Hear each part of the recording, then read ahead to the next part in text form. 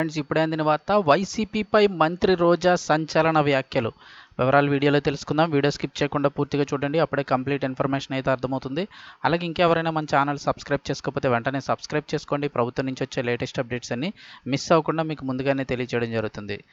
Video like చేయడం వల్ల మరింత మందికి సమాచారం కూడా చేరుతుంది. ఇంక వివరాల్లోకి వెళ్ళిపోదాము.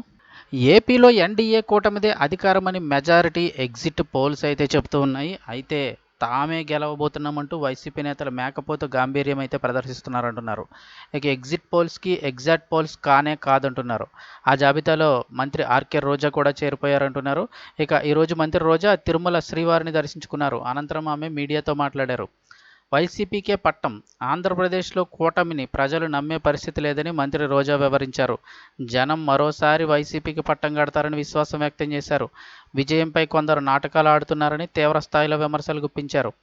వ్యవస్థలను మేనేజ్ చేసి ఎగ్జిట్ పోల్ ఫలితాలు రాబట్టారని ఆరోపించారు. అంటే ఏవైతే ఉన్నాయో వ్యవస్థలన్నీ మేనేజ్ చేసి ఎగ్జిట్ పోల్స్ అయితే వచ్చాయని చెప్తున్నారు.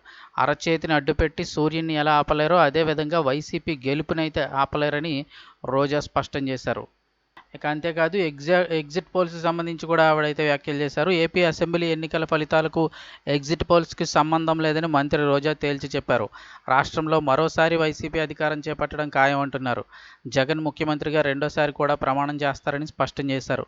మంత్రి రోజాతో పాటు మాజీ మంత్రులు అనిల్ కుమార్ యాదవ్, కన్నబాబు, ఎమ్మెల్యే వసంత వెంకట కృష్ణప్రసాద్ తిరుమల శ్రీవారిని అయితే దర్శించుకున్నారు.